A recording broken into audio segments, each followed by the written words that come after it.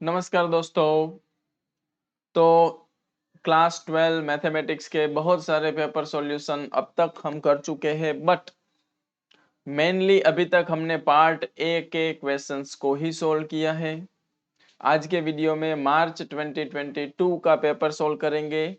इसमें part B के questions है वो हम सोल्व करेंगे। चलिए तो स्टार्ट करते हैं। पार्ट बी आप जानते हैं section A B C 3 section होते हैं। 2 मार्क्स, 3 मार्क्स एंड 4 मार्क्स के क्वेश्चन होते हैं। फर्स्ट क्वेश्चन आपके सामने है, express this in simplest form. Chapter number 2 ITF का क्वेश्चन है, बहुत सिंपल।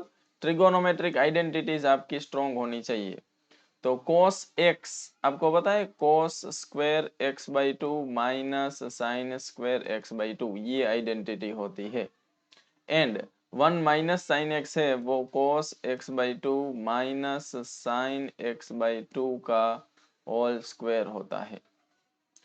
तो इसमें दो चीजें हैं। cos x की आइडेंटिटी तो फिर भी आपको याद हो सकती है, बट 1 माइनस साइन एक्स की आइडेंटिटी cos माइनस साइन का होल स्क्वायर होता है, ये याद होना बहुत मुश्किल है। इसको दो तरीके से आप समझ सकते हैं। रिवर्स में आप इसको ओपन करिए, cos माइनस साइन का होल स्क्वायर ओपन करेंगे तो 1 माइनस साइन एक्स होगा, या फिर 1 की जगह पे sine square x by two plus cos square x by to रखेंगे एंड माइनस साइन एक्स को 2 sign x by to cos x by to लिखेंगे तो भी आप समझ जाएंगे। सबसे बेटर रास्ता है कि ये आप याद रखिए। चलिए आगे बात करते हैं। वैसे ट्रिगोनोमेट्रिक आइडेंटिटी वाला एक वीडियो भी हमने बताया है, जिसमें आप देखेंगे तो सारी आइडेंटिटीज है including this identity. Tan inverse आगे आप देखेंगे तो न्यूमरेटर में cos square minus sine square है। अब थोड़ा सा हमें समझना पड़ेगा इधर कि न्यूमरेटर में ए स्क्वायर माइनस बी स्क्वायर है, डिनोमिनेटर में ए माइनस बी का होल स्क्वायर है। तो न्यूमरेटर में हम ए प्लस बी ए माइनस बी लिख सकते हैं, डिनोमिनेटर में ए माइनस बी का होल स्क्वायर है, तो एक बार ये a माइनस बी कट हो जाएगा और हमें मिलेगा cos x by two plus sine x by two numerator में and cos x by two minus sine x by two denominator में। जब भी ऐसी टर्म आए आजू बाजू में 10 या 10 इनवर्स हो तो थर्ड नंबर की जो टर्म है उससे सबको डिवाइड करते हैं। तो ये 1 plus 10 x by two divided by 1 minus 10 x by to हो जाएगा। और ये जो आप देख रहे हैं वो 10 pi by 4 plus x by to की आइडेंटिटी है। सो 10 इनवर्स के अंदर 10 pi by 4 plus x by to बन रहा है। अब 10 एंड 10 इनवर्स कट करना है, लेकिन उससे पहले हमें चेक करना पड़ता है कि जो एंगल है वो 10 इनवर्स की range minus pi by two to pi by two में है कि नहीं। उसके लिए हमें इंटरवल दिया है minus 3 pi by two to pi by to.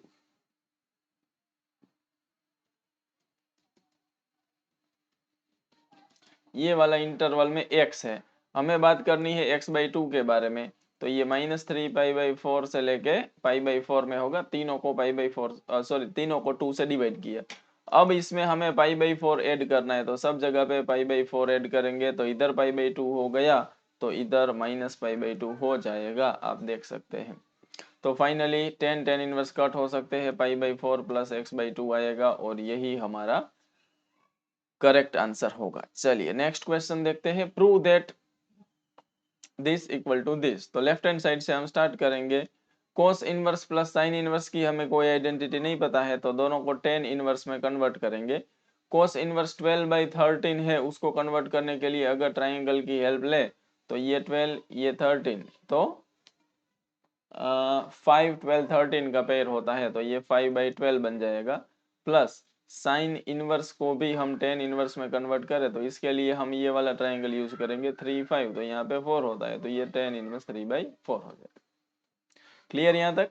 फिर 10 इनवर्स प्लस 10 इनवर्स की आइडेंटिटी लगाएंगे, तो 10 inverse 5 by 12 plus 10 inverse 3 by 4 होता है। 5 by 12 plus 3 by 4 divided by 1 minus 5 by 12 into 3 by 4।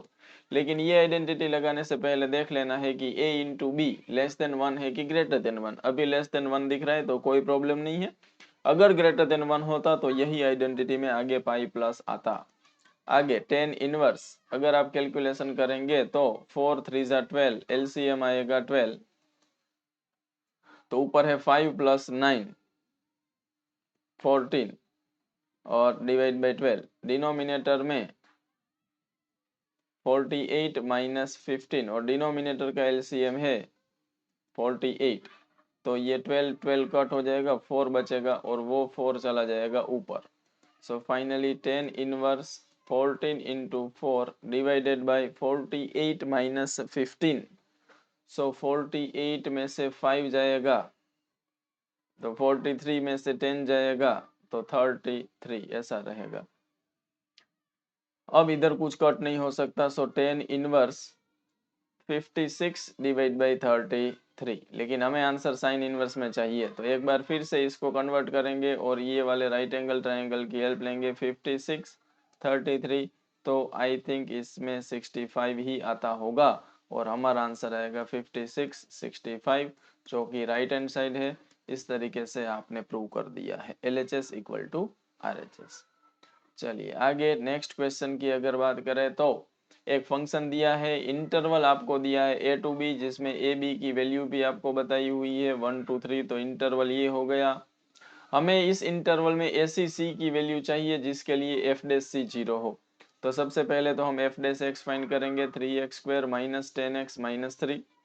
फिर f dash c equal to 0 में अगर f dash x ऐसा है तो f dash c 3c square minus 10c minus 3 equal to 0 होगा। इसको फैक्टराइज करेंगे तो minus 9c minus c minus 3 equal to 0, 3c common निकालेंगे तो c माइनस 3, और कुछ गड़बड़ लग रही है। 10 1 जा 10 होना चाहिए ना, 3 3 जा 9, 9 1 जा 9, एंड फैक्टर कैसे निकाले इसके, 3 3 जा माइनस 9 है, प्रोडक्ट माइनस 9 आना चाहिए एंड सम माइनस 10 आना चाहिए। तो माइनस 9 माइनस 1 करेंगे तो माइनस 10 तो आएगा, मतलब कि इसको हमें क्वाड्रेटिक फॉर्मूला से सॉल्व करना पड़ेगा, ऐसा लग रहा है।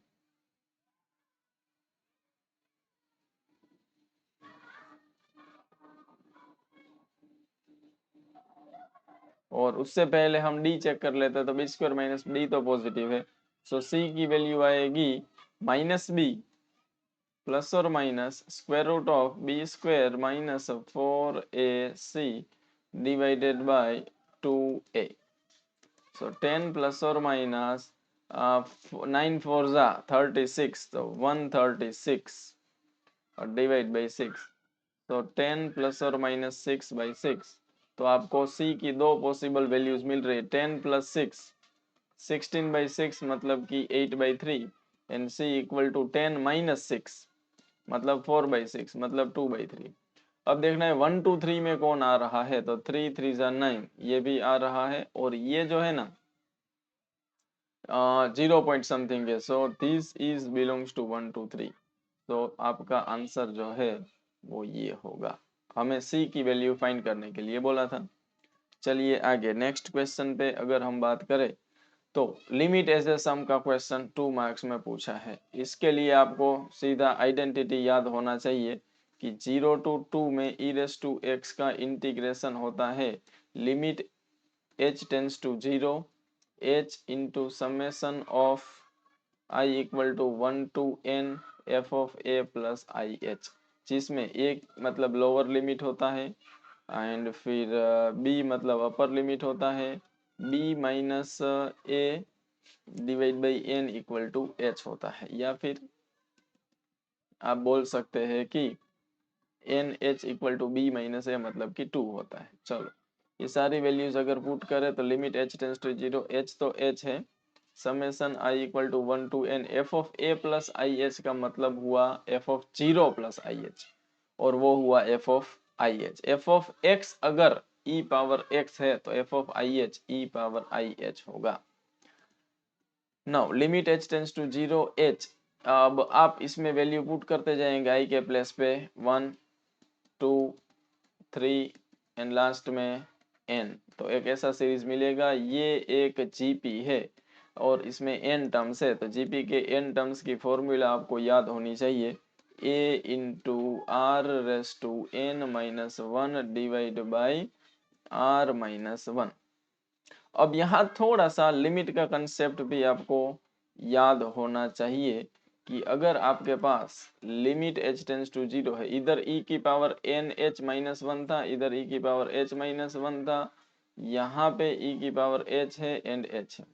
अब देखो लिमिट h टेंस टू 0, यहाँ पे e पावर nh की वैल्यू तो हमारे पास थी 2, अगर आपको याद है तो ये e पावर h माइनस 1 के नीचे h होता ना तो ये 1 हो जाता, तो h से मल्टीप्लाई डिवाइड कर दिया, ये h एज इट इज है, e power h as it is है, ये कट हो गया, इधर आपने 0 रख दिया तो वो 1 हो गया, ये e स्क्वायर माइनस 1 और ये भी 1 हो गया। So final answer is e square minus 1। अब आंसर को वेरीफाई भी कर लेते हैं एक बार। हमें पूछा था 0 तो 2 में e रेस टू x का integration, e raise to x का e raise to x integration from 0 to 2, तो e square minus e raise to 0 मतलब कि 1, तो हमारा आंसर बिल्कुल करेक्ट है। चलिए नेक्स्ट क्वेश्चन में application of integral y equal to X square, तो y equal to X square आप जानते हैं अपवर्ड पैराबोला होता है ऐसे, and y equal to X plus 2 आप ड्रॉ कर सकते हैं, एक स्ट्रेट लाइन होगी जो कि है ऐसे। आपको क्या करना है, find the area of region bound with this and X axis and the X axis. Oh my God, ऐसा कौन सा रीजन है जहां पे पैराबोला है, लाइन है एंड एक्स एक्सिस भी है? तो क्या आप देख पा रहे हैं कि ये वाला एरिया ऐसा है। थोड़ा सा फिगर मुझे एक बार फिर से बनाना पड़ेगा ताकि आप लोगों के लिए क्लियरली विजिबल हो। एक तो हुआ हमारा ये y equal to X square, दूसरा है हमारी लाइन ये, और तीसरा है एक्स एक्सिस, मतलब ये वाला एरिया हमें फाइंड करना है। इसके लिए हमें ये पॉइंट की रिक्वायरमेंट होगी, और ये पॉइंट के लिए आपको इक्वेशन 1 एंड 2 को सॉल्व करना पड़ेगा।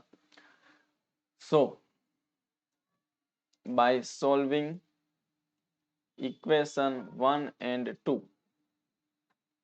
तो दोनों y को कंपेयर कर देते हैं, X square equal to X plus 2, मतलब कि X square minus X minus 2 equal to 0, तो x minus 2 into X plus 1 equal to 0, तो x की वैल्यू 2 और x की वैल्यू माइनस 1। ये ओरिजिन के लेफ्ट साइड है तो इधर x की वैल्यू होगी माइनस 1। ये जो लाइन है ये है x इक्वल टू 0। ये एक और लाइन हमें फाइंड करनी पड़ेगी, और ये लाइन जो भी होगी यहाँ पे y 0 होगा तो y 0 रख दो, तो x इक्वल टू माइनस 2। अब ये वाला एरिया है वो आप ट्रायंगल से भी फाइंड कर सकते हैं या फिर इंटीग्रेशन से भी कर सकते हैं। फाइनल एरिया के लिए आपको -2 टू -1 में लाइन मतलब x प्लस 2 को इंटीग्रेट करना पड़ेगा। ऐसा करने से आपको ये लेफ्ट हैंड साइड वाला एरिया मिलेगा। फिर आपको -1 से 0 तक में एक्स स्क्वायर को इंटीग्रेट करना पड़ेगा। ऐसा करने से आपको ये वाला राइट हैंड साइड वाला एरिया मिलेगा। फाइनली दोनों को ऐड करने से आपको टोटल एरिया मिलेगा। एंड आई थिंक अब इंटीग्रेशन तो आप करके लिमिट पुट कर ही सकते हैं ऐसे, x square by 2 plus 2x, इसका लिमिट आ जाएगा -2 to -1 plus X cube by 3, इसका लिमिट आ जाएगा -1 टू 0। पहले अपर लिमिट पुट करना है, फिर लोअर लिमिट पुट करना है, फिर दोनों का सब्ट्रैक्शन करना है। चलिए आगे नेक्स्ट क्वेश्चन की बात करें तो उसमें भी एक सर्कल है और एक सर्कल है, yes. X square plus Y square equal to 32, ये एक ऐसा सर्कल है जिसका सेंटर 0,0 है एंड इसकी रेडियस है ना वो √32 है, याद रखना। y इक्वल टू एक्स जो लाइन है वो ऐसी लाइन होती है। अब ये वाला एरिया कौन सा, फर्स्ट क्वाड्रेंट में enclosed bye x axis line and circle, तो ये वाला एरिया है जिसको दो पार्ट में डिवाइड किया जा सकता है, ये लेफ्ट साइड वाला पोर्शन और ये राइट साइड वाला पोर्शन। तो पहले तो ये वाली लिमिट हमारे पास होनी चाहिए, उसके लिए हमें इक्वेशन 1 एंड 2 को सोल्व करना पड़ेगा। तो by solving equation 1 and 2, y की जगह पे x रख दो, तो X square plus X minus 32 equal to 0। 16 two जा 8 4 जा 8 4 जा 32 नहीं चलेगा, तो 4 टू जा 8 2 टू जा 4, तो कैसे करें?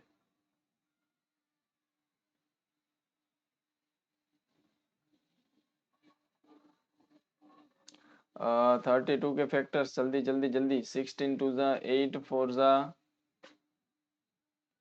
बाकी तो कोई नहीं मिल रहा है। चलो क्वाड्रेटिक फॉर्मूले से कर लेते हैं। x equal to minus B plus और minus square root of B square minus 4ac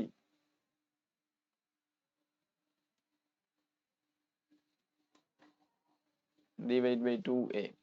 so -1 plus और माइनस 32 4 जा 4 2 जा 8 and 1 9 4 3 जा 12 129 डिवाइड बाई 2।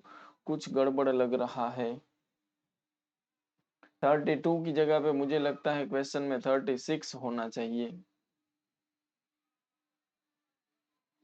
तो भी कोई ज्यादा फर्क तो नहीं पड़ता क्योंकि ये कैलकुलेशन थोड़ा मुश्किल हो रहा है। एक्स अच्छा अच्छा अच्छा, sorry sorry sorry.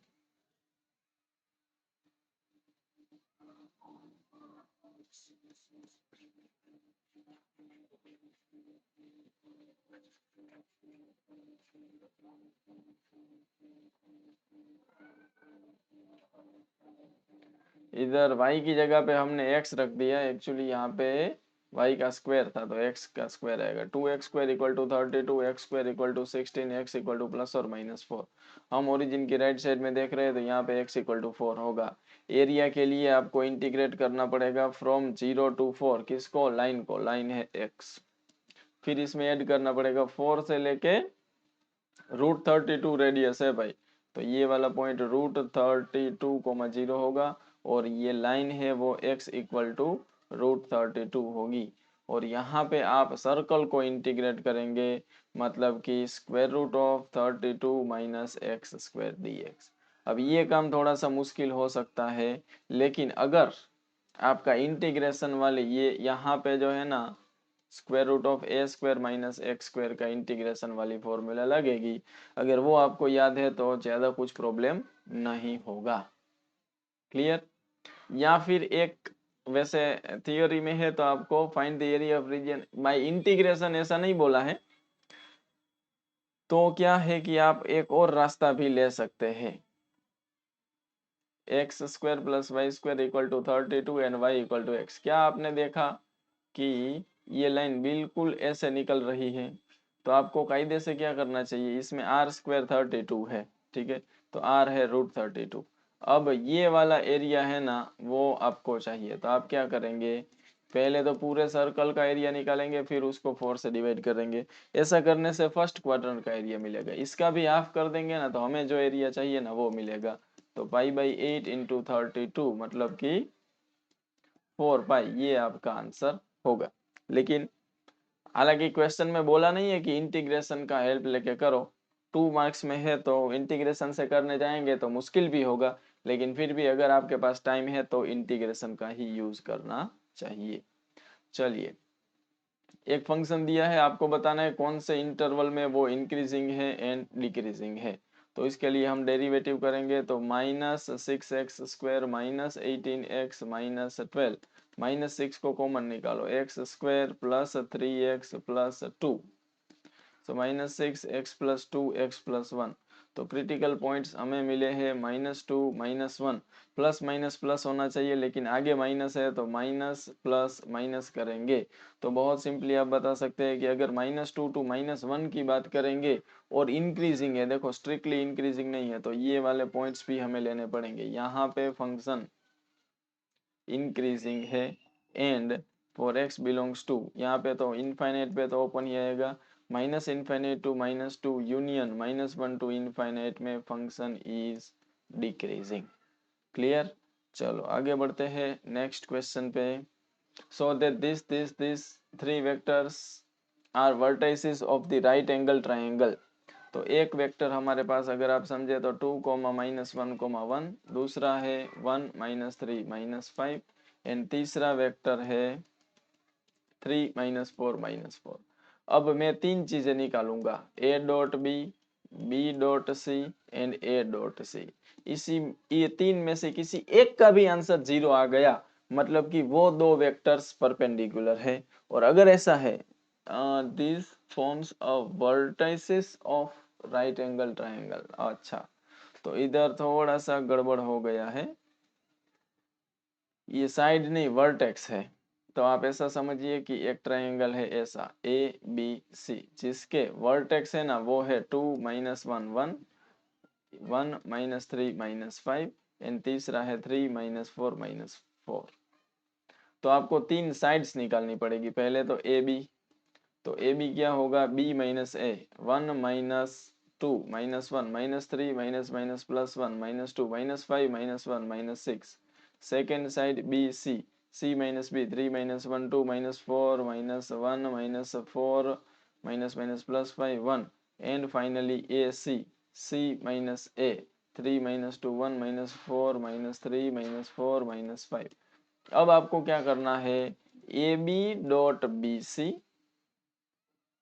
BC dot AC and AB dot AC, ये तीन डॉट प्रोडक्ट निकालना है। ये तीन में से कोई एक अगर जीरो आ गया मतलब कि ये वो एंगल राइट एंगल है और राइट एंगल ट्रायंगल बन रहा है। ठीक है, तो मैं कोई एक निकाल के बताता हूँ। ये -2 +2 -6, तो ये डॉट प्रोडक्ट जीरो नहीं है। चलो ये भी निकाल देता हूँ।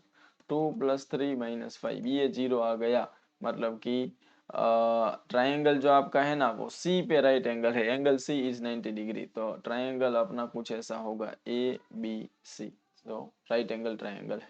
ठीक है, नेक्स्ट। अच्छा, ये आप डिस्टेंस फॉर्मूले से, पाइथागोरस थ्योरम से भी कर सकते थे। Find the value of P such that this and this line are intersect at right angle.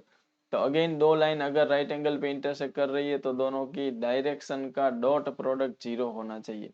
तो फर्स्ट लाइन की डायरेक्शन अगर हम निकालें तो आपको याद होना चाहिए एक्स वाई जेड के कोएफिशिएंट 1 1 1 होने चाहिए। उसके बाद नीचे से आपको डायरेक्शन मिलेगी, -1 है तो माइनस से मल्टीप्लाई करो, इधर 7 है तो 7 से डिवाइड करो, एंड जेड का कोएफिशिएंट 1 ही है तो कोई प्रॉब्लम नहीं है। दूसरी जो लाइन है उसकी डायरेक्शन में भी पहले -7 से डिवाइड करो तो 3p/-7, फिर 1 एंड फिर -5। तो डायरेक्शन कैसे निकालते हैं वो आपको पता होना चाहिए। अगर नहीं तो आप 3D का वन शॉट वीडियो हमारे चैनल पे अवेलेबल है, वो देख सकते हैं। उसमें डिटेल में हर एक चीज आपको बताई गई है। चलिए, तो हमें बोला है कि both the lines are perpendicular, so B1 dot B2 0 होगा। तो माइनस माइनस प्लस 3 3 जा 9p/7 plus 2p/7 -10 equal to 0। तो पहले तो इक्वल टू 10 हो जाएगा, 9 11p/7 equal to 10, so p equal to 70/11। और इस तरीके से आपको p की वैल्यू मिल सकती है। चलिए आगे। Find the equation of plane through the line of intersection of these two plane and which is perpendicular to these two plane। तो हमें सबसे पहले तो ये वाला एंड ये जो दो प्लेन है इसके इंटरसेक्शन से तीसरा प्लेन पास हो रहा है वो फाइंड करना है। तो equation of plane passing through intersection of two planes, ये वाला प्लेन हमें फैमिली ऑफ प्लेन से मिलता है। First plane plus lambda into second plane equal to 0, मतलब कि x + y + z -1 plus lambda into 2x plus 3y plus 4z -5 equal to 0। और अगर ध्यान से देखेंगे तो 1 + 2 lambda into X plus 1 + 3 lambda into Y plus 1 + 4 lambda into Z and -1 -5 lambda equal to 0, ये हमारा रिक्वायर्ड प्लान है। अब सिर्फ हमें लेमड़ा निकालना है। उसके लिए हमें बोला है कि ये प्लेन और ये दूसरा प्लेन दोनों परपेंडिकुलर है। तो हमारे वाले प्लेन का एंड गिवन प्लेन का डॉट प्रोडक्ट 0 होना चाहिए, क्योंकि अगर कोई भी दो प्लेन परपेंडिकुलर है तो उसके नॉर्मल्स भी परपेंडिकुलर होंगे तो उसका डॉट प्रोडक्ट 0 होगा। गिवन प्लेन का नॉर्मल है एक्स वाई जेड के कोएफिशिएंट से नॉर्मल मिलता है 1 - 1 1। हमारे प्लेन का नॉर्मल है 1 + 2 लेमड़ा 1 + 3 लेमड़ा एंड 1 + 4 लेमड़ा, ये 0 होगा। So 1 + 2 lambda -1 - 3 lambda plus 1 + 4 lambda equal to 0। 4 5 6 lambda -3 lambda 3 lambda 1 1 cancel out हो गया, 1 -1। So finally lambda equal to -1/3 आपको मिलेगा, अगर मेरा कुछ कैलकुलेशन मिस्टेक नहीं है तो। 1 1 गया और बराबर। चलो, अब आपको सिर्फ क्या करना है, वो लेमड़ा की वैल्यू इधर रख देनी है, फिर सिंप्लीफाई कर देना है। स्टैंडर्ड फॉर्म प्लेन का ax plus B Y plus C Z plus D equal to 0 form में ला देना है, तो ये आपका आंसर होगा। क्लियर? आपको सिर्फ यहाँ पे लेमड़ा की वैल्यू -1/3 पुट करनी है। चलिए आगे next question. 2 balls are drawn at random with replacement, ये बहुत जरूरी है, from the box containing 10 black balls and 8 red balls, finding the probability of one of them is black and other is red। तो 1 black and other red, ये वाली probability find करनी है। तो इसको अगर मैं इवेंट ए बोलूं तो इवेंट ए का प्रोबेबिलिटी कैसे मिलेगा? विथ रिप्लेसमेंट है तो टोटल नंबर ऑफ बॉल्स 18 है, फर्स्ट बॉल निकालो और वो ब्लैक आए, उसकी प्रोबेबिलिटी 10, फिर उसको वापस रख देना, अभी भी अगेन टोटल 18 है, अब सेकंड निकालो और वो रेड आए, उसकी प्रोबेबिलिटी इतनी होती है। लेकिन सोचो, जरूरी थोड़ी है कि फर्स्ट ब्लैक एंड दूसरा रेड आए, ऐसा भी तो हो सकता है कि पहला रेड आए और दूसरा ब्लैक आए। तो पहला वाला रेड आने की प्रोबेबिलिटी 8/18 और दूसरा वाला ब्लैक आने की प्रोबेबिलिटी 10/18, मतलब कि इसका twice 10/18 into 8/18। So finally 5 9 4 9 5 to 10, ऊपर 40 नीचे 81, ये आपका आंसर होगा। अगर ऐसा बोला होता कि first black and second red, तो फिर 2 से मल्टीप्लाई नहीं करते। अगर विदाउट रिप्लेसमेंट बोला होता तो दूसरी बार डिनोमिनेटर में 18 की जगह पे 17 आता। ये छोटी छोटी चीजें भी साथ साथ में आपको ध्यान में रखनी है। A fair coin is tossed 10 times, मतलब कि n की वैल्यू 10। इतना सुनने के बाद आपको समझ में आ जाना चाहिए बाइनोमियल डिस्ट्रीब्यूशन का क्वेश्चन है। एग्जैक्टली 6 हेड, तो हेड आने की प्रोबेबिलिटी 1/2 होती है, तो टेल आने की प्रोबेबिलिटी भी 1/2 होगी। एग्जैक्टली 6 हेड मतलब r की वैल्यू या x की वैल्यू है 6, और आपको जो फाइंड करना है वो है p equal to r equal to 6 का प्रोबेबिलिटी फॉर्मूला आपको याद होना चाहिए, p x equal to r का NCR p raise to r q raise to n minus r। तो NCR मतलब 10c6, PQ दोनों सेम ही है, तो टोटल आपका एक जगह पे 6 4 आएगा, लेकिन फाइनल आंसर में 10c6 1/2 का पावर 10 ही आएगा। अब बहुत सारे लोग मुझसे क्वेश्चन पूछते हैं कि सर ऐसे क्वेश्चन में यहाँ पे छोड़ देना चाहिए कि आगे कर लेना चाहिए? मैं बोलता हूँ आगे कर लेना चाहिए, सिर्फ 1 मिनट लगेगा। देखो 10c6 है ना, वो 10c4 के इक्वल होता है। क्लास 11 बाइनोमियल का कुछ प्रॉपर्टीज अगर आपको याद है तो 10 9 8 7 एंड 4 3 2। 10c4 NCR कैसे निकालते हैं वो तो आपको पता ही होगा। 4 2 8 गया, 3 3 9 गया, 7 3 27, 270 इंटू 1/2 का पावर 10, और भी इसको आप कट करके फाइनल आंसर लिख सकते हैं। चलिए, तो यहाँ पे आपका सेक्शन ए कंप्लीट होता है क्वेश्चंस ऑफ 2 मार्क। नाउ सेक्शन बी की अगर बात करें तो इसमें 3 मार्क्स के क्वेश्चंस आएंगे। दूसरी चीज ये है कि यहाँ पे लिखा है एनी 6 क्वेश्चन, तो ये आप देखना last year paper style different था, इस बार भी पेपर स्टाइल डिफरेंट है, तो आपको पेपर स्टाइल के हिसाब से आगे बढ़ना है। एक फंक्शन आपको दिया है, आपको बोला है कि where S is range of F is invertible function है, तो आपको एफ इनवर्स फाइंड करना है। अगेन रिलेशन फंक्शन में आपको बताया गया है कि जिस फंक्शन का भी इनवर्स निकालना है पहले तो वो 1 1 ऑन 2 होना चाहिए। तो यहाँ पे बोला है इन्वर्टिबल है, मतलब 1 1 ऑन 2 तो है, वो चेक करने की जरूरत नहीं है।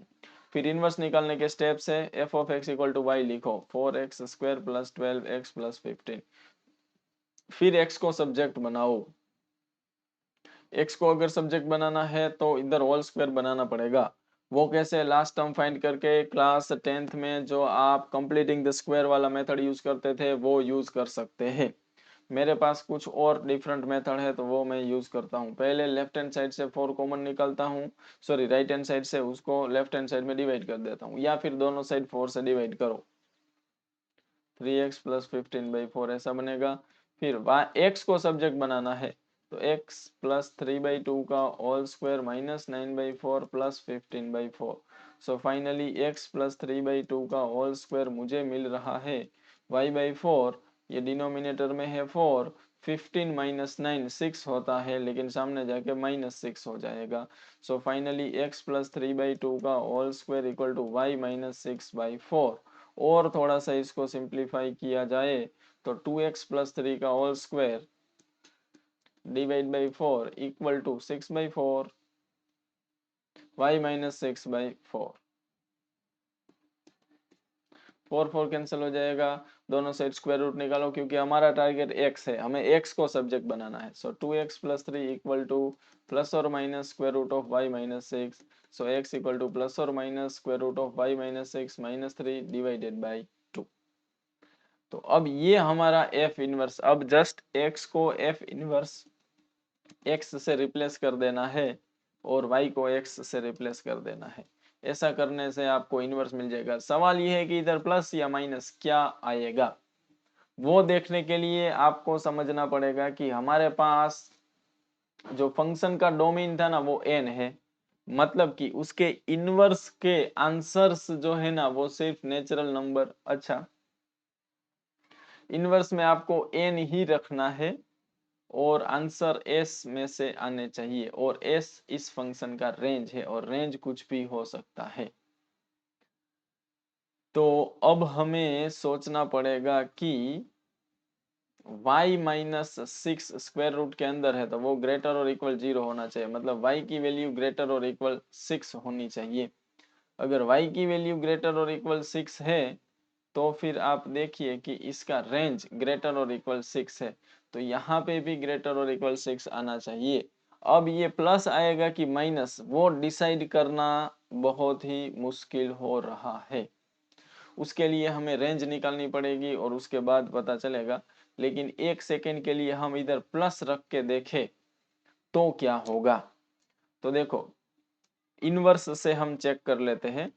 फंक्शन हमारे पास जो है ना वो ऐसा है, अगर आप देखें तो इसका डोमेन नेचुरल नंबर है, मतलब इसमें 1 रख सकते हैं। तो अगर इसमें मैं 1 रखूं तो मुझे आंसर मिलेगा 12 प्लस 4 16, 16 प्लस 15 31। अब सोचो इसमें 31 रखूं तो मुझे आंसर में 1 मिलना चाहिए, तो 31 माइनस 6 तो 25 5 माइनस 3 2/2 1 मिल गया। मतलब कि इधर प्लस रखेंगे ना तो ही इसको हम हमारे फंक्शन का इनवर्स बोल सकते हैं। उम्मीद करता हूं कि प्लस या माइनस कैसे लेना है, वो कैसे डिसाइड हुआ, वो आपको पता चला होगा। अब एक मैट्रिक्स आपके सामने है, आपको इसको एक्सप्रेस करना है as a sum of symmetric and skew symmetric matrix. तो आप जानते हैं किसी भी मैट्रिक्स को हम a plus A transpose by 2 plus A minus A transpose by 2 की तरह लिखेंगे तो क्या होगा कि ये दोनों का सम ए भी आ जाएगा, जिसमें ये सिमेट्रिक मैट्रिक्स होगा और ये स्क्यू सिमेट्रिक होगा। इसके लिए आपको एक मैट्रिक्स दिया है, आपको उसका ट्रांसपोज फाइंड करना पड़ेगा। ट्रांसपोज आप जानते होंगे रो कॉलम को इंटरचेंज करने से मिलता है। 6 minus 2 2 minus 2 3 2 and minus 2 3 minus 1। Second row second column बन गया। Third row 2 minus 1 3 third column बन जाएगा। अब दोनों को ऐड करो तो a प्लस ए ट्रांसपोज करना है, आगे हाफ करना है तो हाफ, और a प्लस ए ट्रांसपोज ये रहा a और ये रहा a ट्रांसपोज। करस्पॉन्डिंग एलिमेंट्स को ऐड करेंगे तो 12 होगा, माइनस 2 माइनस 2 माइनस 4 होगा। और ये वैसे सिमेट्रिक है क्या, यस 2 प्लस 2 4 होगा, minus 2 minus 2 minus 4 3 3 6 minus 1 minus 1 minus 2 4 minus 2 and 6। और फाइनली ये हो जाएगा 6 माइनस 2 2 माइनस 2 3 माइनस 1 2 माइनस 1 3। तो ये वाला जो मैट्रिक्स है ना इसको अगर हम P बोल दे तो ये सिमेट्रिक मैट्रिक्स है। इसी तरीके से आपको क्या करना है, A minus A transpose bye 2 करना है, और अगर आप ऐसा करेंगे तो आपको Q की वैल्यू मिलेगी 0 0 0 0 0 0 0 0 0, और ये होगा स्क्यू सिमेट्रिक मैट्रिक्स। और फाइनली आप A equal to P plus Q लिख सकते हैं, जिसमें जो मैट्रिक्स A है इसको हमने रिप्रेजेंट किया या एक्सप्रेस किया as a sum of two matrix, और वो दो मैट्रिक्स में से एक सिमेट्रिक भी हो गया और एक स्क्यू सिमेट्रिक भी हो गया। चलो आगे। Next question, obtain the inverse of the matrix. Inverse find करने के दो मेथड है, एक फॉर्मूला है, एक रो एक्लन फॉर्म है। हम फॉर्मूला से जाएंगे क्योंकि कुछ हमें बोला नहीं है। फॉर्मूला ए इनवर्स का है 1 by determinant of A into adjoint of A. इस इक्वेशन में दो वैल्यू पुट करनी पड़ेगी। इसके लिए सबसे पहले तो हम डिटर्मिनेंट ऑफ ए निकालते हैं 0। फर्स्ट रो से अगर एक्सपांड करें तो 2 minus 3 minus 1 minus 1 1 minus 9 minus 8 plus 2 1 minus 6 minus 5। सो ये तो 0 हो गया, ये 8 हो गया, माइनस 10 हो गया, तो माइनस 2 है बाई डिटर्मिनेंट। नॉन जीरो है मतलब इनवर्स एग्जिस्ट करेगा। अगर डिटर्मिनेंट 0 आएगा तो उसका इनवर्स नहीं मिलेगा। अब सवाल है एडजॉइंट ऑफ ए कैसे निकाले। तो उसके लिए 3 स्टेप्स है जो आपको फॉलो करने हैं। सबसे पहली बात, ये सारे एलिमेंट्स है ना, टोटल 9 एलिमेंट, सबके माइनर निकालो। तो 2 minus 3 minus 1 1 minus 9 minus 8 minus 5 1 minus 2 minus 1 0 minus 6 और 0 minus 3 and 3 minus 4 0 minus 2 0 minus 1। Minor कैसे निकालते हैं अगर नहीं पता है तो वन शॉर्ट वीडियो रिवीजन वाला है, उसमें मैंने आपको सिखाया है। उसके बाद ये 4 एलिमेंट है ना, इसके माइनर के साइन ऑपोजिट करने हैं, क्योंकि रियल में हमें माइनर नहीं सबके कोफैक्टर निकालने थे, लास्ट में उसका ट्रांसपोज करना है। तो 1 8 माइनस 5 1 माइनस 6 3 माइनस 1 2 माइनस 1, ये जो है ना ये एडजॉइंट हो गया। अब दोनों इधर रख के प्रोडक्ट कर दो तो आपको जो मिलेगा वो होगा इनवर्स ऑफ गिवन मैट्रिक्स। चलिए एक्स वाई दिया है, आपको सेकंड डेरिवेटिव फाइंड करना है। अब जानते हैं पैरामेट्रिक फंक्शन का डेरिवेटिव ऐसे होता है d x by D t equal to a cos t का derivative minus sine t plus t as it is sine का cos t plus sine t as it is t का 1 sign minus sign गया ए t cos T, ये आपको मिला D x by D T. इसके बाद हम निकालेंगे D Y by D T, तो ए कॉन्स्टेंट साइन का कोस टी माइनस ब्रैकेट के अंदर cos t as it is t का 1 plus t as it is cos का माइनस साइन t। तो अब cos t minus cos t cancel और minus a t sine t, ये हो जाएगा dy by D t. Finally आपको dy by D x मिलेगा dy by D t divide by D x by D t से। So minus a t sine t divide by a T cos t, तो minus ten t आपको मिला है dy by D X. So D Y by D x equal to minus ten T. ध्यान रखना है अब second derivative करना है, तो ये 10 माइनस तो कांस्टेंट 10 का सेक स्क्वायर टी। अगर इतना लिख के आ गए तो गलत होगा, क्योंकि we are differentiating with respect to X. तो 10 का तो सेक स्क्वायर बराबर फिर टी का d t by D x p होगा। तो minus sec square t into d t by D x, याद करो d x by D t अगर ये है तो d t by D x इसका reciprocal a t cos t, लेकिन 1 by a t cos t होगा। So finally minus 1 by a t cos cube t, ऐसा आंसर आना चाहिए because this is 1 by cos square. चलिए find the equation of normal to the curve. Equation of normal के लिए दो चीजें चाहिए, स्लोप एंड पॉइंट। स्लोप आपको मिलेगा डेरिवेटिव से, so D Y by D x equal to 3x square plus 2, ये स्लोप है, लेकिन ये किसका स्लोप है, this is slope of tangent. ये जो लाइन है ना it is parallel to the normal, तो यहाँ से आपको स्लोप ऑफ नॉर्मल मिल सकता है माइनस ए बाई बी से माइनस 1 बाई 14। टेंजेंट नॉर्मल दोनों परपेंडिकुलर होते हैं, तो 3x square plus 2 and minus 1 by 14 का प्रोडक्ट माइनस 1 होगा, minus minus plus 3x square plus 2 equal to 14 3x square equal to 14 12x square equal to 4, तो x equal to plus और minus 2। अगर x की value plus और minus 2 है तो y equal to X cube plus 2x plus 6 में अगर आप x की वैल्यू 2 लेते हैं तो y आपको मिलेगा 2 टू ज़ा 4 टू ज़ा 8 प्लस 4 प्लस 6 मतलब 18। और अगर x की वैल्यू माइनस 2 लेते हैं तो y की value minus 8 plus 6 minus 2 and minus 4 minus 8 मिलेगा। तो पॉइंट्स आपको मिल गए हैं 2,18 and minus 2 minus 8। And slope of normal तो हमें पहले से पता था -1/14 क्योंकि नॉर्मल इस लाइन को पैरेलल है। Find the equation of normal to the curve which is parallel to this line. तो अब हमारे पास स्लोप है -1/14 एंड अगर मैं इसके साथ पॉइंट लेता हूं पहला वाला कौन सा 2,18, तो अब हम बात कर सकते हैं इक्वेशन ऑफ नॉर्मल के बारे में। Slope point form straight line y minus y1 equal to m into x minus x1, y minus 18 equal to m into x minus x1, 14y minus 18 into 14 minus x plus 2, so x plus 14y equal to 2 plus 18 into 14, ये हमारा answer होगा। इसी तरीके से slope को -1/14 लेना है और पॉइंट अगर आप लेंगे दूसरा वाला विच इज -2 -8, तो यहाँ से आपको दूसरा नॉर्मल मिलेगा। चलिए आगे, 3 वेक्टर है, एक चौथा वेक्टर फाइंड करना है which is perpendicular to both A and B. Vector perpendicular to both A and B आपको मिलता है प्लस और माइनस के ए क्रॉस बी से, ये याद रखना है। जब आप किसी भी दो वेक्टर का क्रॉस प्रोडक्ट लेंगे तो वो दोनों वेक्टर को परपेंडिकुलर वेक्टर मिलेगा, बट उसका मैग्नीट्यूड कितना होगा वो नहीं पता चलेगा, इसलिए मैंने आगे प्लस और माइनस के रखा है।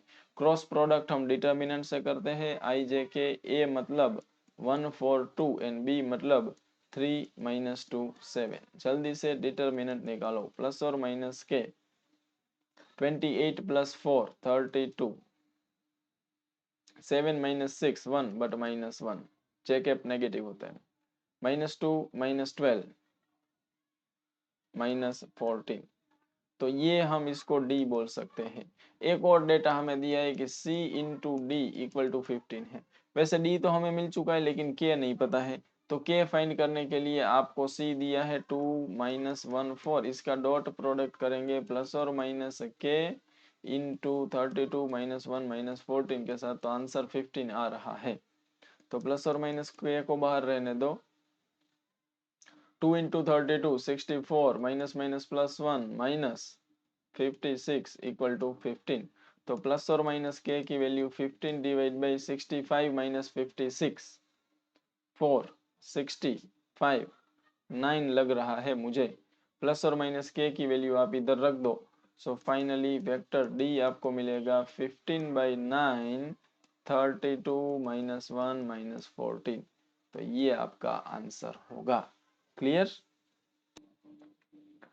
चलिए तो आगे बढ़ते हैं। Next question is find the coordinate of point where the line passing through this and this point crosses the plane. तो मतलब कुछ ऐसा है कि ये एक प्लेन का इक्वेशन दिया है, ये एक लाइन है जो ये दो पॉइंट से पास हो रही है और हमें बताना है कि वो कौन से पॉइंट पे प्लेन को इंटरसेक्ट करेगी। मतलब एक तरीके से देखें तो लाइन एंड प्लेन का इंटरसेक्टिंग पॉइंट चाहिए।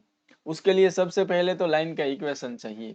एक ऐसी लाइन जो ये दो पॉइंट से पास हो रही है, एक को आप x1 y1 z1 ले लो और दूसरे को आप x2 y2 z2 ले लो। तो इक्वेशन ऑफ लाइन क्या होना चाहिए, x equal to x1 plus lambda x2 minus x1, y equal to y1 plus lambda y2 minus y1, z equal to z1 plus lambda z2 minus z1। Parametric form में आपको x मिलेगा x1 3 plus lambda x2 minus x1 2 -3 -1, y मिलेगा -4 plus lambda -3 plus 4 1, and z होगा z1 plus lambda into z2 minus z1 6। Now यहाँ से आपको parametric coordinate 3 minus lambda -4 plus lambda and -5 + 6 lambda मिलेंगे। Now to find the point of intersection of line and plane, इसको आपको क्या करना है, इस प्लेन के ऊपर xyz की जगह पे रखना है। So 2x + y + z equal to 7। x हमारे पास है 3 minus lambda, y is -4 plus lambda, z is -5 + 6 lambda. यहाँ से आपको लेमड़ा की एक वैल्यू मिलेगी वो वैल्यू आप यहाँ पे रख देंगे तो आपको एक पॉइंट मिलेगा और वो होगा point of intersection of line and plane और वो होगा हमारा आंसर। क्लियर? चलो आगे बढ़ते हैं। Next question is solve the following problem graphically. तो आपके पास ये दो इनइक्वालिटीज, तीन इनइक्वालिटीज है। तो ग्राफ ड्रॉ करना अभी मेरे लिए थोड़ा सा मुश्किल है। जल्दी जल्दी से, अगर x 0 ले लिया तो y मिलेगा 20, y 0 लिया तो x मिलेगा 60। इधर दोनों 10 10 है और ये भी इजी है। चलो ज्यादा कुछ प्रॉब्लम्स तो नहीं आएंगे। x पे 6, y पे 20, x पे 60, y पे 20, तो ये है 60 और ये है 20, दोनों 10 10 और ये लेस और इक्वल है तो इसका सॉल्यूशन टूवर्ड्स ओरिजिन आएगा। ये सारी चीजें आपको पता होगी। 10 10 लेंगे मतलब दूसरी लाइन ऐसी होगी और ये ग्रेटर और इक्वल है तो इसका होगा away from origin. x equal to Y line तो सबको पता है ऐसी होती है, लेकिन यहाँ पे लेस और इक्वल है तो या तो इस साइड में आ सकता है सॉल्यूशन या इसकी ऑपोजिट साइड में आ सकता है। वो जानने के लिए हमको ये पॉइंट जो है ना x लेस और इक्वल y पे 0,20 रखते हैं तो क्या होगा 0,20। ये सही बता रहा है, मतलब इसका सॉल्यूशन इससे होगा। मतलब हमारा जो फिजिबल रीजन है वो ये वाला होगा जिसमें ये 0,10 होगा और ये दो पॉइंट्स हमें फाइंड करने पड़ेंगे। तो एक बार आपको इक्वेशन 1 एंड 2 एंड 3 में से 1 एंड 3 को सोल्व करना पड़ेगा। 1 एंड 3 को सोल्व करें तो 3x x plus 3x is 60, 4x equal to 60 तो x इक्वल टू 15 और line x equal to y है तो ये 15,15 ही होगा पॉइंट। दूसरी बार हम 2 एंड 3 को सोल्व करेंगे तो x plus x equal to 10, क्योंकि line y equal to x है तो y के प्लेस पे x रख दिया। 2x इक्वल टू 10 तो x इक्वल टू 5, मतलब कि ये वाले जो पॉइंट है वो 5,5 होगा। अब आपके पास कॉर्नर पॉइंट्स भी है एंड आपके पास ऑब्जेक्टिव फंक्शन भी है। तो सारे कॉर्नर पॉइंट्स यहाँ पे लिखिए 5,5, देन 15,15, 0,10 एंड 0,20। सारी वैल्यूज यहाँ पुट करिए तो आपको 1 2 3 4 आंसर्स मिलेंगे, जिसमें से मिनिमम कौन है मैक्सिमम कौन है वो आपको बताना है। तो ये काम आप आगे बहुत इजीली कर सकते हैं। चलिए आगे। हाँ ये बेस थ्योरम का क्वेश्चन है, देख के ही आपको पता चल जाना चाहिए। दो टाइप के मशीन है। Past record shows that machine A produced 60% of the output. तो मशीन ए जो है ना वो टोटल 60% प्रोडक्ट है वो प्रोड्यूस कर रहा है, मशीन बी बाकी की 40%। अब एक और इवेंट ए क्या है कि product is produced by machine A, B is product is produced by machine B and C एक और इवेंट डी, चलो डी की प्रोडक्ट इज डिफेक्टिव। तो हमें बोला है कि अच्छा फाइंड क्या करना है वो देख लेते हैं। Product is produced by machine B ये हमें फाइंड करना है कब, when it is found to be defective। तो ये गिवन इवेंट है, ये हमें फाइंड करना है as per the Bayes theorem. ये p of b by p of d into p of d given b ऐसे मिलता है। तो हमें p of d given b की जरूरत पड़ेगी तो साथ साथ में d गिवन a की भी जरूरत पड़ेगी। d गिवन a मतलब कि अगर प्रोडक्ट मशीन a से प्रोड्यूस हुई है एंड वो डिफेक्टिव है तो produced by further 2% of item produced by A and it is defective, so it is 2% and another one is 1%। अब आपको आंसर बेस थ्योरम में सिखाया गया होगा P ऑफ B तो हमारे पास है 40/100 into P of D given B अभी अभी हमने निकाला 1/100। इसके डिनोमिनेटर में आपको क्या करना है यही लिखना है एक बार, फिर आपको प्लस करना है और बाजू में बाकी के दो का प्रोडक्ट आपको लिखना है, मतलब कि 60/100 इंटू 2/100। अभी ये कैसे हुआ वो डिटेल में जाने का टाइम नहीं है। ये अगर आप आराम से सच में सीखना चाहते हैं तो प्रोबेबिलिटी पे भी एक बहुत ही जबरदस्त वन शॉट वीडियो है, वो भी आप देख सकते हैं। फिलहाल के लिए आप कैलकुलेशन आगे का कर लेना, वो आपका आंसर होगा। अभी हम बढ़ते हैं आगे और यहाँ पे सेक्शन बी भी कंप्लीट होता है। अब हमें सेक्शन सी के क्वेश्चंस करने हैं जो कि 4 मार्क के क्वेश्चन होते हैं। तो ये आपको दिया है, आपको ये प्रूव करना है। वैसे एक बात मैं बता दूं, क्यूबिक इक्वेशन इसको बोलते हैं, मैट्रिक्स इक्वेशन, और वो होता है ऐसा: A cube minus summation of a i i into A square plus summation of c i i into A minus determinant of A into I equal to 0। A cube A square A and I, इसका plus minus plus plus minus plus minus, इधर आता है principal diagonal के जितने भी element है उसका सम, उसके बाजू में ए का कोएफिशिएंट होता है, ये 3 नंबर के कोफैक्टर का सम, और डिटर्मिनेंट तो आप जानते ही हैं। तो अगर ये आंसर पूछा होता तो आप इजीली इस इक्वेशन से फाइंड कर सकते थे, लेकिन हमें प्रूव करने के लिए बोला है। तो ए दिया है तो पहले आपको ए स्क्वायर निकालना पड़ेगा, 102 020 213 इंटू 102 020 213। तो ए स्क्वायर आपको मिलेगा, फर्स्ट रो फर्स्ट कॉलम को मल्टीप्लाई करो, 1 plus 4 5 0 2 0 3 to the 6 plus 2 8।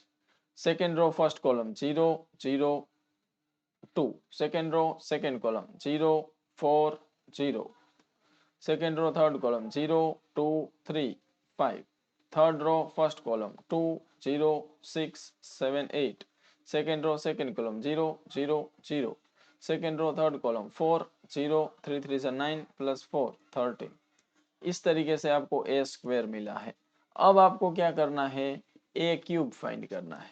A cube के लिए ए स्क्वायर इंटू ए करना है। ए स्क्वायर अभी अभी हमने फाइंड किया, ए हमें क्वेश्चन में दिया था, उन दोनों का मल्टीप्लाई करेंगे तो आपको ए क्यूब मिलेगा। उसके बाद अब देखिए लेफ्ट हैंड साइड से आपको स्टार्ट करना है। ए क्यूब आपके पास आ चुका है, -6 इंटू ए स्क्वायर करना है, +7 इंटू ए तो आपके पास था ही, +2 करके आई तो आपको पता होता है, और फिर कैलकुलेशन करके राइट हैंड साइड में 0 आपका आंसर आना चाहिए। कैलकुलेशन में सिर्फ 2 काम कर रहे हैं, स्केलर मल्टीप्लीकेशन मतलब -6 7 2, ये सब को अंदर मैट्रिक्स के साथ मल्टीप्लाई करना है, फिर जो 4 मैट्रिक्स बनते हैं उसको एड एंड सब्ट्रैक्ट करना है।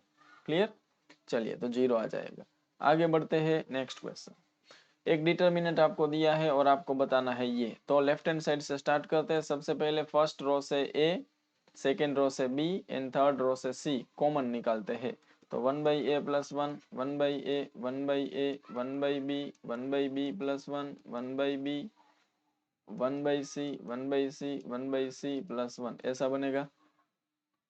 अब आप देखिए इधर ऐसी टर्म कैसे आएगी, अगर आप r1 tense to r1 + r2 + r3 कर देते हैं तो ये ए बी सी तो रहेगा।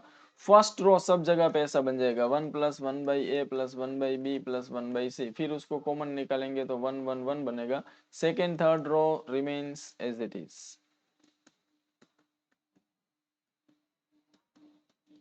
अब दो जगह पे 0 बनाएंगे तो ये ए B C into 1 + 1/a + 1/b + 1/c तो आ चुका है। अगर मैं फर्स्ट कॉलम में 0 बना दूं तो 0 1/b - 1/b - 1 1/c - 1/c 0, इधर भी एक 0 बना दूं तो 1/b + 1 - 1/b 1/c - 1/c -1, and third column as it is 1 1/b 1/c + 1। Finally यहाँ से अगर आप एक्सपांड करें तो माइनस माइनस +1 -0, तो फाइनल आंसर आपका आया A B C into 1 + 1/a + 1/b + 1/c, determinant हो गया 1, और यही हमारा राइट हैंड साइड है। बहुत सिंपल क्वेश्चन। चलिए आगे, y = tan इनवर्स x का होल स्क्वायर है और हमें ये प्रूव करना है। लेफ्ट हैंड साइड से स्टार्ट करेंगे तो y1 y2 की रिक्वायरमेंट होगी तो वो निकालते हैं। तो सबसे पहले y1 करें तो 2 tan inverse x divide by 1 + x² आएगा। अब देखो इधर 1 + x² है तो हमें क्या करना चाहिए, क्रॉस मल्टीप्लाई आप करके फिर क्या है कि सेकेंड डेरिवेटिव कर सकते हैं। चलो कर दिया क्रॉस मल्टीप्लाई। अब आप इसको एक बार फिर से डिफरेंशिएट करो तो 1 + x² as it is, y1 का derivative y2 plus y1 as it is, इसका derivative 2x equal to 2/tan−1 x का 1/1 plus x square. Again cross multiply करो तो 1 प्लस एक्स स्क्वायर का whole square y2 plus 2x y1 into 1 plus x square equal to 2। तो बस hence prove हो गया। चलिए नेक्स्ट क्वेश्चन देखते हैं। हाँ, ये थोड़ा सा डिफिकल्ट हो सकता है। एक सिलेंडर है, so that height of the cylinder of maximum volume that can be inscribed in A sphere. Figure सबसे इंपॉर्टेंट इसमें होगा। ये एक स्फीयर है, इसके अंदर एक सिलेंडर है।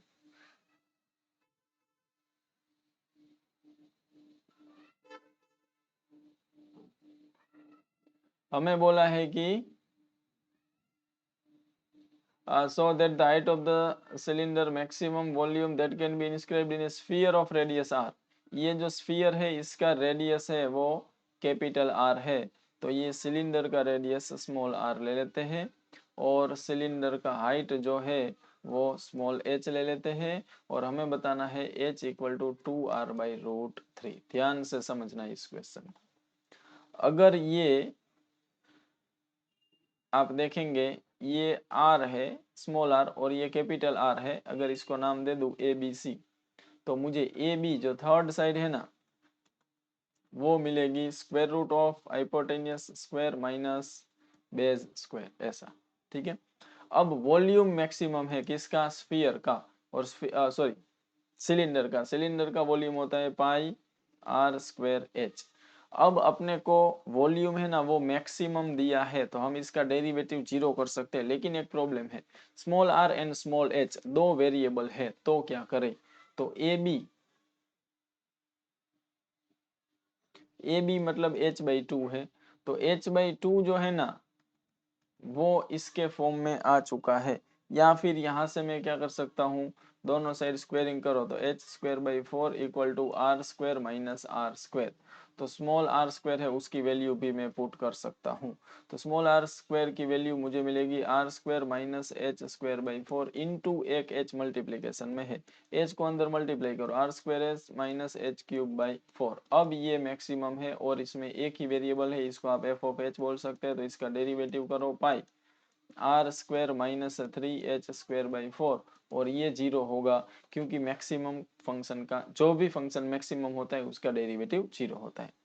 तो are square equal to 3h²/4 हमें मिलेगा। दोनों साइड स्क्वायर रूट निकाले तो मुझे r इक्वल टू √3/2h मिलेगा और h इक्वल टू 2/√3r। तो ये प्रूव हो गया। ठीक है। दूसरी बात, फाइंड द मैक्सिमम वॉल्यूम। तो उसके लिए क्या करना पड़ेगा, वॉल्यूम ये रहा या फिर यहां से इसमें आप क्या करेंगे, h या r में से किसी की वैल्यू रख देंगे तो आपको आंसर मिलेगा। तो F of h equal to volume of cylinder आपको दिया था pi into R square H, capital R square H minus h³/4, h³/4। हमें बोला गया है कि h जो है ना वो 2/√3r है, h इक्वल टू 2/√3r। अब r जो है ना वो गिवन है, तो हम h की वैल्यू पुट कर देते हैं पाई आर स्क्वायर इंटू h मतलब 2/√3 इंटू r माइनस h³ मतलब 2 2 4 2 8 r³ एंड 3√3। तो पाई ऊपर से r³ कॉमन, नीचे से √3 कॉमन, तो r³ एंड √3 कॉमन, 2 भी कॉमन, चलो तो r³ 2√3 सब कुछ कॉमन माइनस r³ 2√3 कॉमन, तो 3 एंड इधर 4। तो फाइनली 2π/√3 r³ 3 माइनस 4 माइनस 1/3 कैसे आया भाई, -2 डिवाइड बाई 3√3r³। एक छोटा सा कैलकुलेशन मिस्टेक हो गया है क्योंकि सब कुछ पॉजिटिव है तो आपका वॉल्यूम भी पॉजिटिव होना चाहिए। एक बार जल्दी से मैं चेक कर लेता हूं। R square minus R square, R square minus R square से ही हमें h/2 मिलेगा, H square by 4 R square minus R square. हम वैल्यू पुट कर रहे थे स्मॉल आर स्क्वेर की, वो capital R square minus H square by 4 ही आएगा। h को अंदर मल्टीप्लाई करेंगे तो R square H minus H cube by 4 ही रहेगा।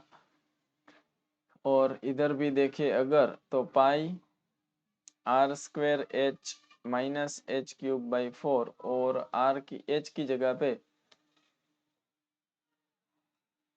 so that the height of the cylinder 2r by root 3, तो h equal to 2r by root 3, h equal to 2r by root 3, 2 2 सा 4 2 सा 8। अच्छा, इधर 4 बाकी रह गया है, ये 4 4 कट हो जाएगा, 1 माइनस 1/3 रहेगा विच इज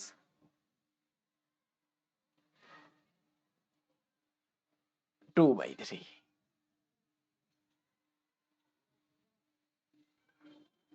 तो अब अगर आप देखेंगे तो 3 माइनस 1 2, 2 2 सा 4/3 रूट 3 पाई आर क्यूब, इतना होगा वॉल्यूम। एक और चीज है, इसका डबल डेरिवेटिव जो है ना वो लेस देन 0 है, ये आपको दिखाना पड़ेगा, तभी प्रूव होगा कि वॉल्यूम मैक्सिमम है।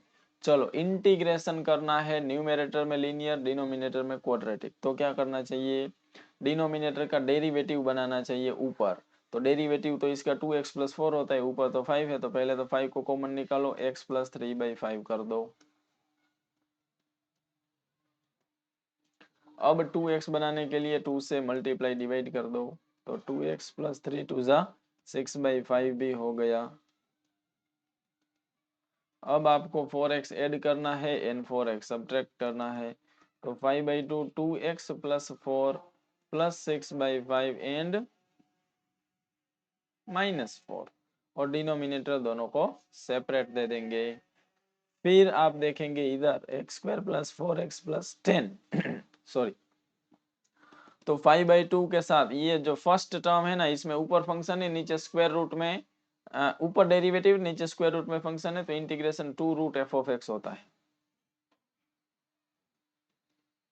फिर 5/2 इसके साथ भी मल्टीप्लाई करेंगे तो 5 5 कैंसिल हो जाएगा, और 5 4 जा 20, 6 माइनस 20 माइनस 14, तो -7 आना चाहिए, 6 माइनस 20 -14/2 -7 करेक्ट है। और यहाँ पे अभी भी इंटीग्रेट करना बाकी है इसको, x² प्लस 4x प्लस 10 को। ठीक है, तो इसको इक्वेशन 1 देके सिर्फ इसके अंदर जो है ना इंटीग्रल, इसका मैं इंटीग्रेशन करके आपको दिखाता हूँ, बाद में आपको वो वैल्यू इक्वेशन 1 में पुट करनी रहेगी, x² प्लस 4x प्लस 10।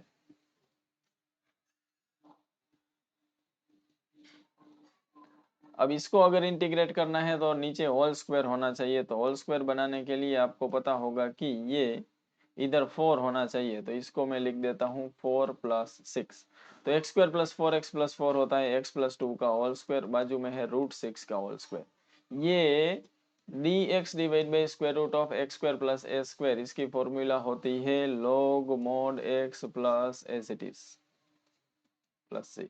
तो आप डायरेक्ट फॉर्मूला पुट कर देते हैं, log mod x, x मतलब x plus 2 plus given term मतलब ये मतलब square root of x² plus 4x plus 10 plus सी।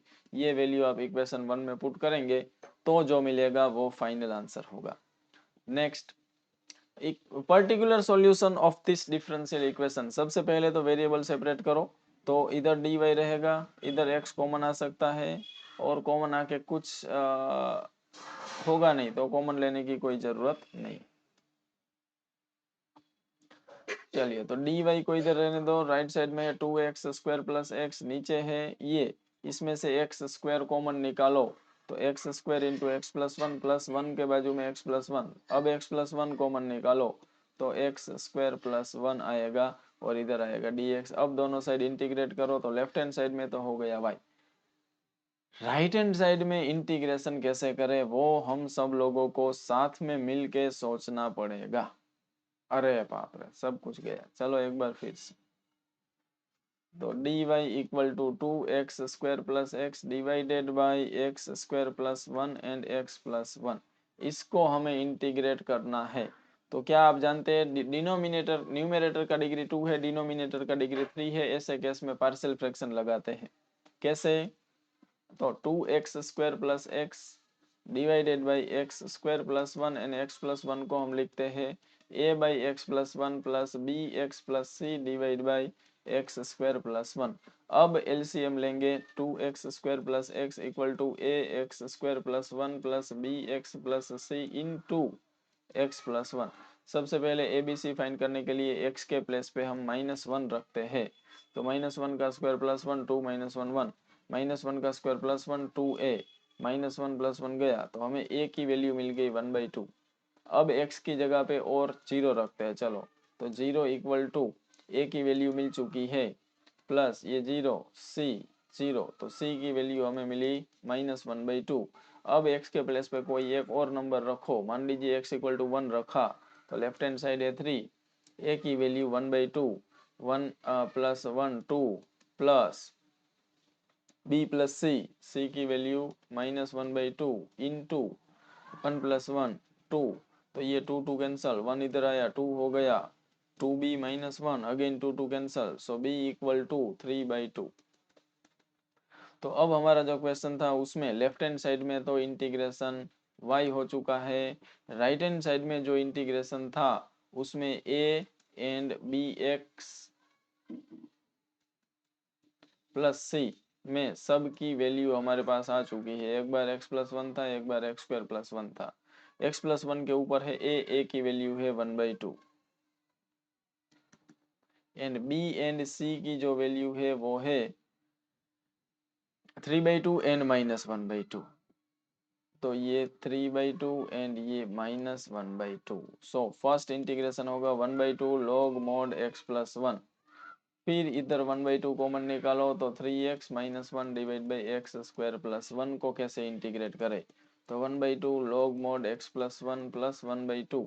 यहाँ पे अगेन ऊपर लीनियर नीचे क्वाड्रेटिक, ऊपर डेरिवेटिव बनना चाहिए, तो पहले 3 कॉमन निकाला तो x -1/3 हुआ, फिर 2x बनाने के लिए 2 से डिवाइड 2 से मल्टीप्लाई किया, तो अब यहाँ पे 2x बन चुका है देखो। तो इसको जब सेपरेट देंगे तो हमारा इंटीग्रेशन हो जाएगा log mod, पहले तो ऊपर 3 नीचे 4, 3/4 log mod x² प्लस 1, फिर ये 3 3 कट ऊपर -2, तो ये -1/2, और अब हमें इसका इंटीग्रेशन करना है और उसका इंटीग्रेशन भी आप सब लोग जानते होंगे,